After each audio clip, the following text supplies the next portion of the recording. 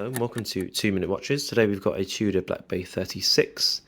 This is the newer version, which came out in 2023, and with the Jubilee bracelet, with its in-house movement, which is white. The dial no longer has a smiley, and has the kind of straight text, chronometer officially certified.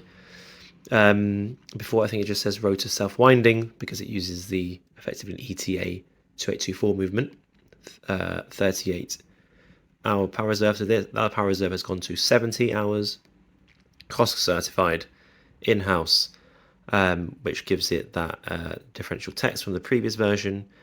And then you also have the fact that it's 4 hertz at 70 hours. So a lot of the Swatch Group watches, from your Longines to Hamilton as well, gives you 70 hours, but it takes the beat rate down to 3 hertz. So here you get both the kind of smoother sweep of the hand at 28,800 beats per hour, but also the longer power reserve. So that's really good. It keeps you through the weekend. The other difference is obviously the dial. Here we have the blue one, the previous blue Black Bay 36, which I reviewed on this channel, is that kind of enamel blue. And here we have it with that sunburst blue colour, which gives it a bit more of that flashy, dressy feel. And that is the overall tone of the watch, kind of evolving from the previous one. The previous one, much more sporty, comes with an oyster-style bracelet. Here we have a Jubilee-style bracelet. Even the clasp here has a beautiful mixture of polished and brushed surfaces.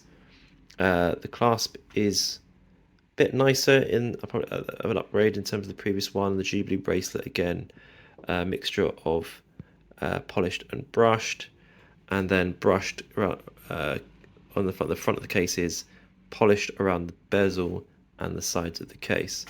So you've got a much more, in some ways, all-rounded, because it can be a bit sporty. You've got the round indices, but also the bracelet in particular gives it that dressier feel.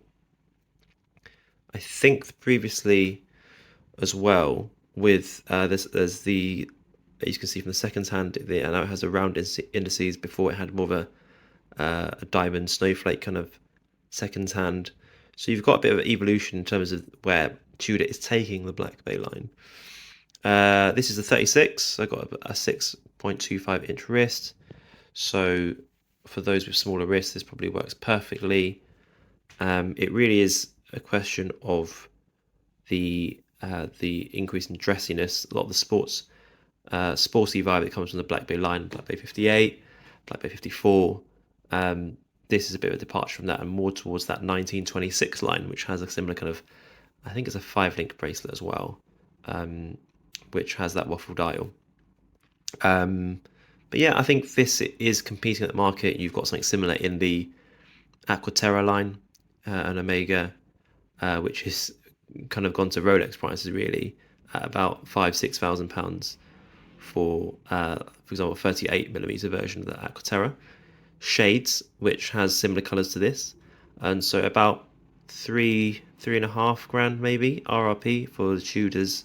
Here probably get less from dealers or online, particularly secondhand. You've got something that probably does a similar job in terms of being that higher end luxury watch, which serves that both the kind of classy kind of party work kind of feel, but also you can wear it on the weekend with a t-shirt, polo shirt, etc. So they say go anywhere, do anything. I don't really like repeating it, but I guess it does serve a purpose. This probably fits that bill. So just need to show you one of the key upgrades for the Black Bay 36 in this generation is this T-fit clasp. I mean, it's an absolute game changer. You probably see it online, but you can see the multiple notches there. But it really does change the wearability of the watch. It's as simple as just simply pushing this out, and then you can literally just push it up and down. And it is just that easy in terms of going like that, pushing this bit of the clasp down, and you can move it up and down and that gives you about a centimetre to work with, maybe more. Actually, let me put more focus. There we go. There we go. Look, just pushing it down here, pulling it that way. Unbelievable. Completely changes how easy it is to do that. I haven't had any Rolexes or anything like that at that high end, but there's nothing I've held personally that it makes it that easy. And it seems to be a bit easier than the Black Bay 54 I've tried as well. So if that matters to you, that is really something else in terms of the caliber of on-the-fly adjustment. Thanks for watching.